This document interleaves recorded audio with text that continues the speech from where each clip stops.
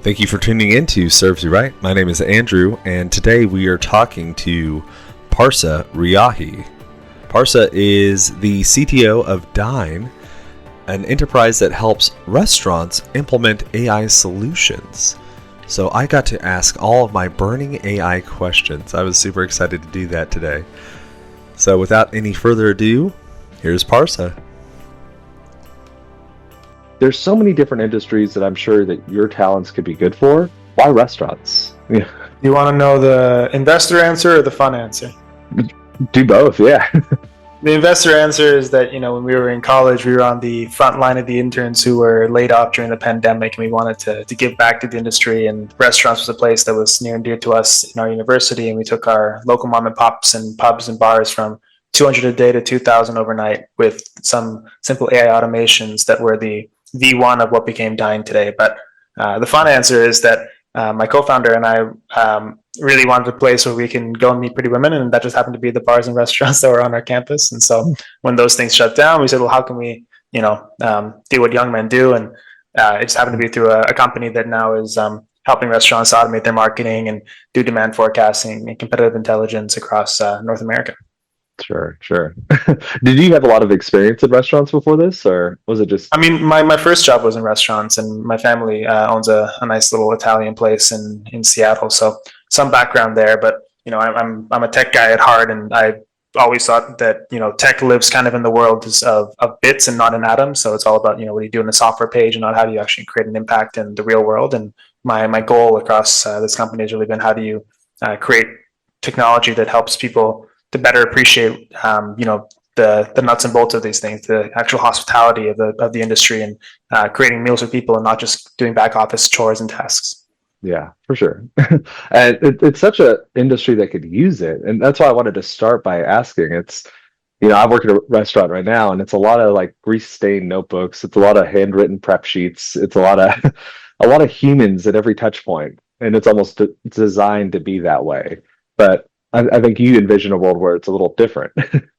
I mean, no, I think what you want is that people are feeling satisfied by the work that they're doing. And so if you're doing the same sort of repetitive task every day without the chance for growth in your industry, I think that's challenging. And I think most people who work in the restaurant industry are looking always to be closer to the customer and less close to, writing stuff down on a piece of paper and stuff that's like not really necessary to really get the most out of that kind of experience. And so as we look towards sort of the modernization of the POS landscape and the push towards, let's say, every restaurant having a social brand presence in these places, we came in and said, well, what are the sort of biggest lifts that we can take off of a restaurateur's plate as they're going from one location to 10 to 100 as they scale up their marketing strategy, as they adapt into new technology systems. The average restaurateur is spending thousands of dollars a month on technology solutions that are all kind of fragmented. We came and said, how can we create a solution that costs just a couple $100 instead of a couple thousand, that gives them their money's worth within a few days instead of weeks, and then also drives more traffic for them so they get more butts and seats. And that is sort of the approach we took that enables them to actually grow faster into new locations and actually hire more people instead of trying to take away jobs or anything like that. Oh, cool. Yeah, because that is kind of the fear-mongering side of it. Everyone's saying it's taking our jobs, it's going to make us all obsolete. But yeah, I guess probably the best way to attack this, what do you do? You've said a couple times that automates marketing, gets butts and seats, but like you come in, say I hired you and you're starting in my restaurant, what would I expect to happen? Definitely. So if you're a mom and pop restaurant, what we're going to do is create the posts, the advertisements, the review responses using our system based on all of your insights about your brand, your sales trends, what nearby competitors are around you and how they're launching different marketing campaigns, what events are around you, whether it's a Taylor Swift concert or it's a stand-up comedy show or it's a sports match.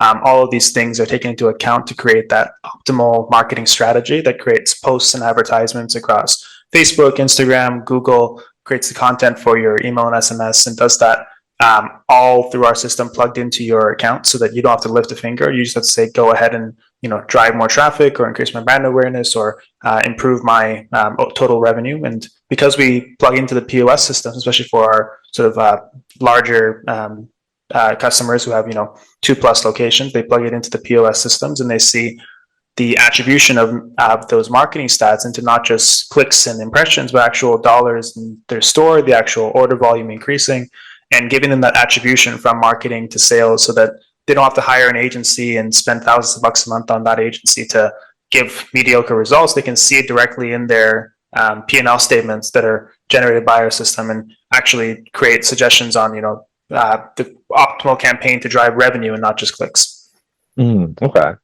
And then you also mentioned revenue forecasting. So is that like, do you take over the inventory side of things, the ordering, or so we'll do a step above what a traditional, let's say, POS system does, where they look at just what the historical sales are and try to project those out. It's like saying if it rained last week, is it going to rain again this week? It's sort of like a coin toss. What we're doing is layering in a lot of these, what we call future-looking data sets, things like foot traffic patterns. So we get aggregated information about when people are walking around with their cell phones on. The same stuff that you see in a Google Maps heat map influences things like tourism traffic, things that are telling you how many people are coming into your store next week, next month. We look at all the different events that are nearby to you that are upcoming, whether it's the NFL season games or it's the things that aren't showing up on the big radars that are influencing people to go nearby to your locations or drawing people away from those locations, as well as all of those things that your competitors are running, whether it's a similar menu offering, whether it's a campaign that's drawing people in the same demographic profile of your customer base,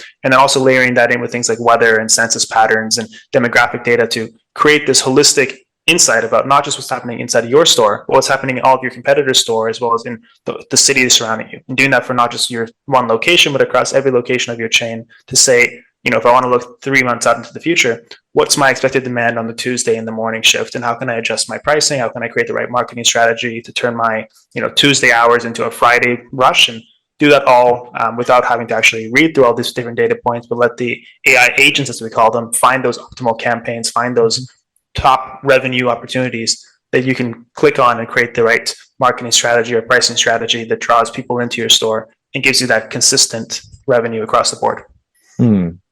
See, when I'm hearing all this, I'm thinking, isn't this too good to be true?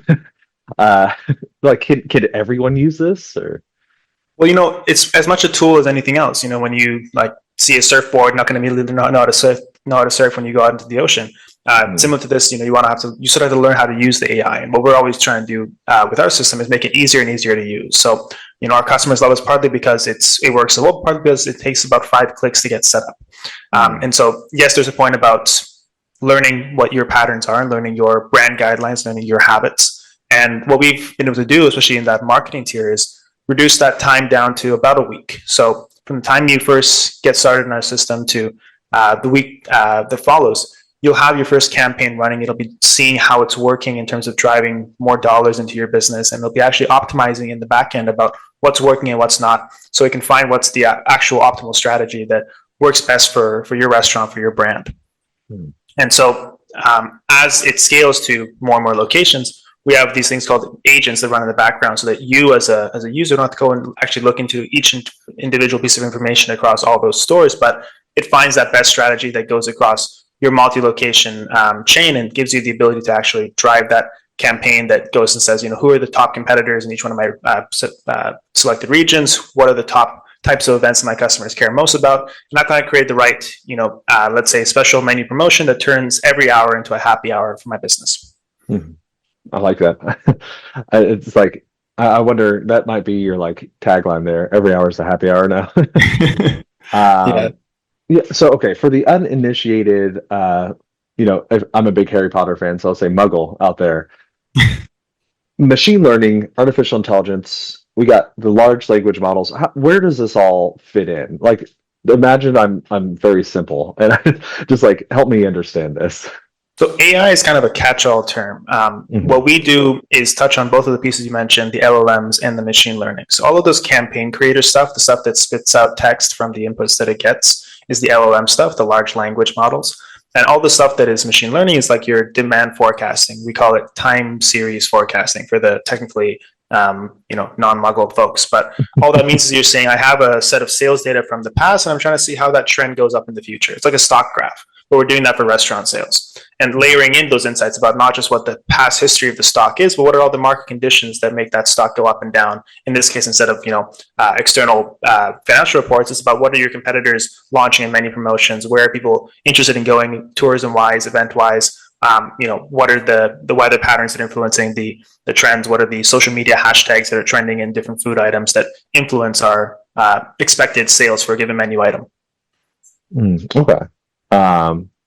And so I do wonder with the machine learning thing, if you're just projecting, how do you account for those like aberrations, those crazy events that happen, the like 9/11s, like COVID? I mean, I guess no one did better predicting it not using the models than using the model, but Yeah, I mean, if you look at any model that was created during COVID, they all failed, and so there is some point of that global calamities are quite difficult to measure. But what is sort of unique about our system is that it's trained on billions of data points from across the industry, so that the average mom and pop operator, maybe they haven't seen as many Friday rushes as the people who are in the more sort of city centers, or maybe people in the city centers haven't seen, let's say, the rush that comes from the hometown team coming into like the let's say the NFL finals, for example.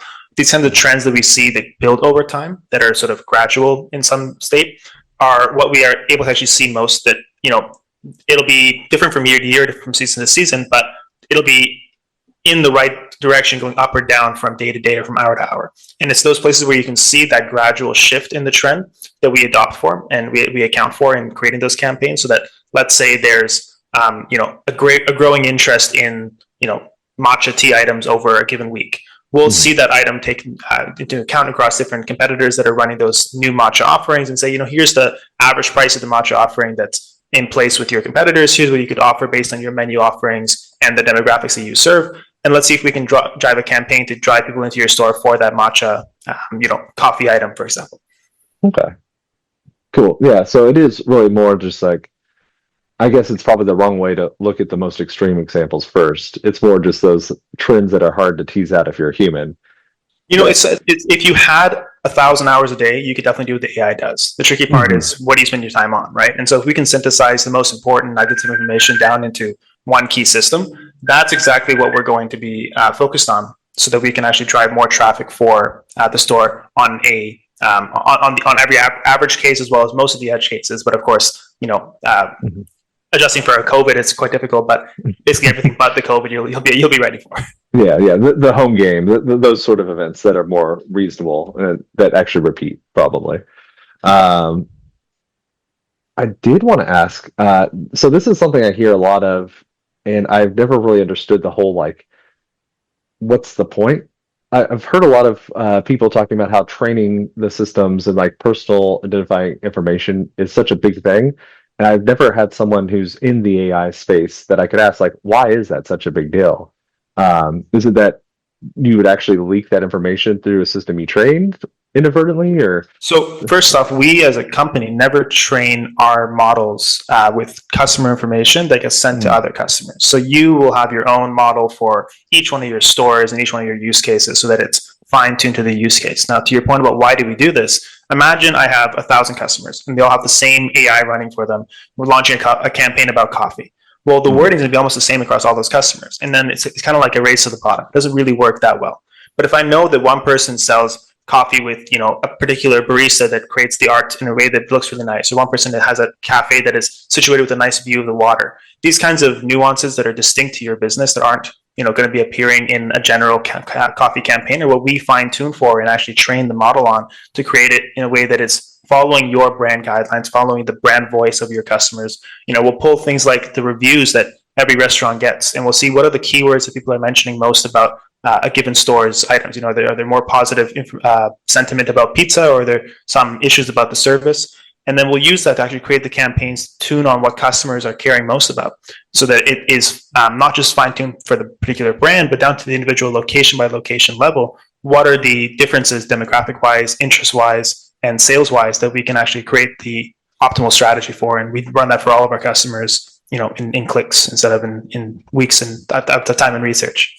Okay, so I guess I was thinking it was something that was more of a security issue, where it sounds like what you're saying, it's more of a like personalization issue? There's definitely both pieces. So we solve Okay. security by having dedicated models for each customer, and we solve personalization by having dedicated Okay. models for each customer. So it's sort of like a two birds, one stone.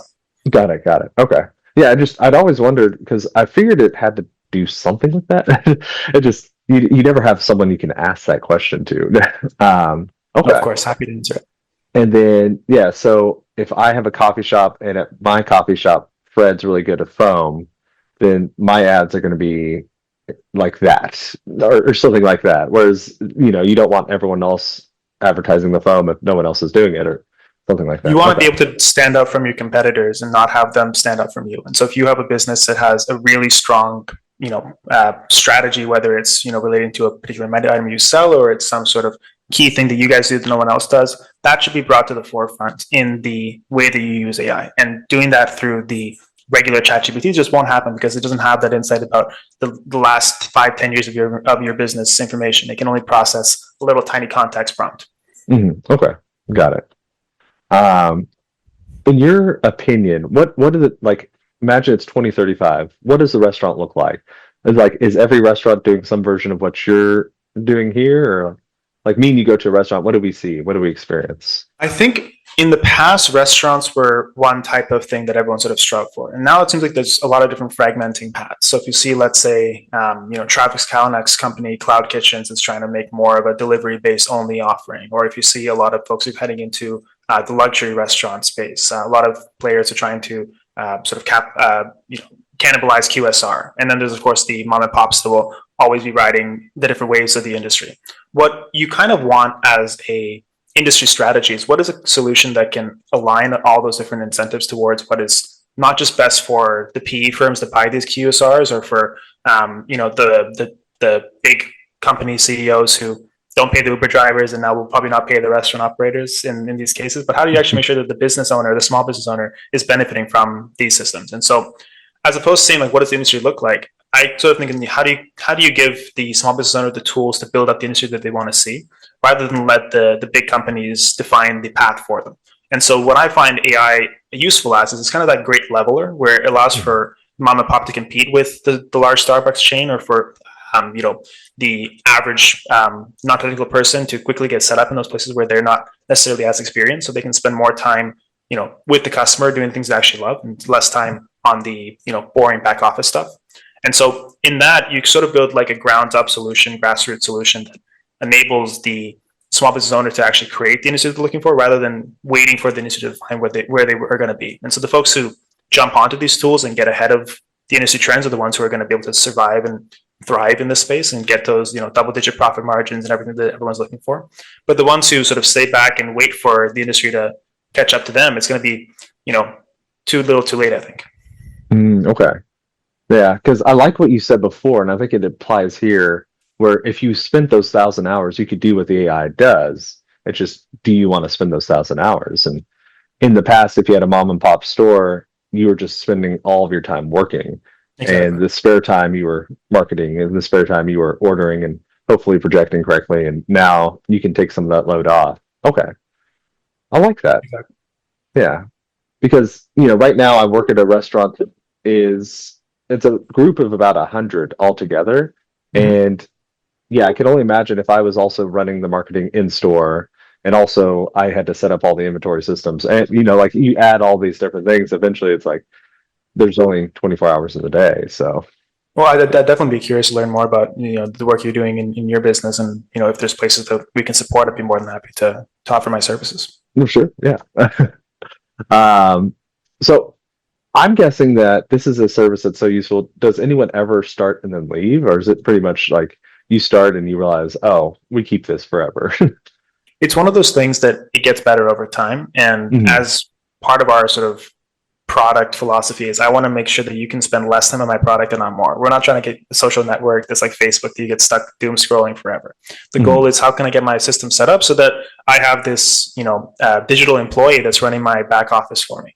And that's sort of the way that we framed it. So why would you fire an employee who costs 1/10 of minimum wage that's creating thousands of bucks a month in revenue for you? It doesn't really happen. Mhm. And of course, if there's a reason that it does happen, and maybe that we have, let's say, built into the right POS integration for them so far, there's some new system that they want to plug into that we have to, build for. And of course, we always build those things rather quickly. But generally, our customers love us, and it sort of shows up in our internal metrics too, where we see it's super easy to use, it's really sticky, it's growing like astronomically fast, and we just signed a major deal across the U.S. with Integra, the big GPO that services over 100,000 restaurants in the states, and we're doing pilots for a few thousand of those in the year to come. So we're seeing a lot of industry traction with it across not just mom and pops, but across mid markets, across enterprises, and so we're quite excited about that and quite flattered by that, and we're going to do our best to make sure that the trust the industry places in us is well founded. Yeah. Is your goal to sell it one day, or what's the end goal here?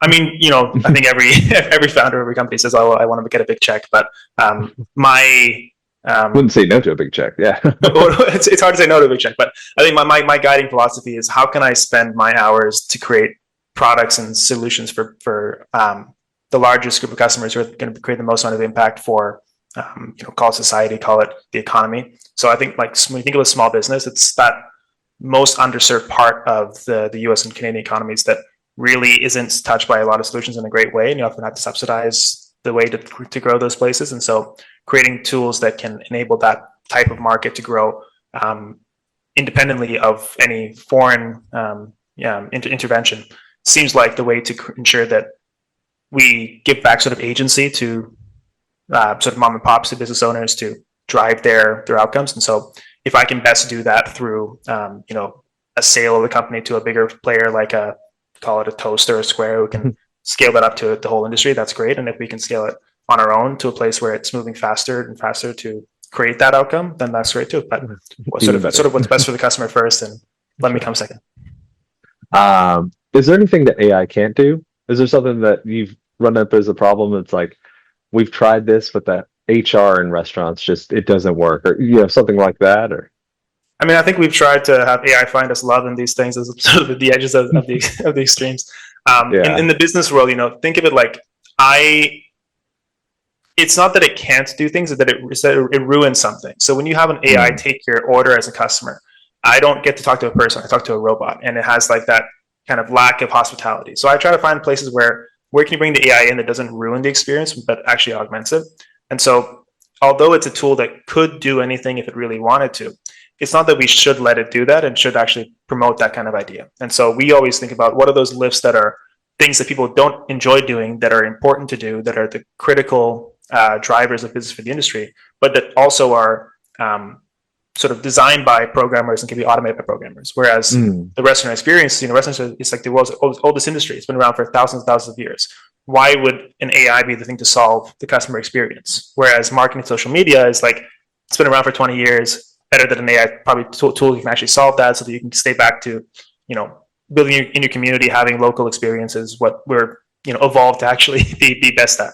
Yeah. And also, anyone who's done any serious social media, not for fun, but for business, knows it's kind of a pain. It's in that category of like, big pain.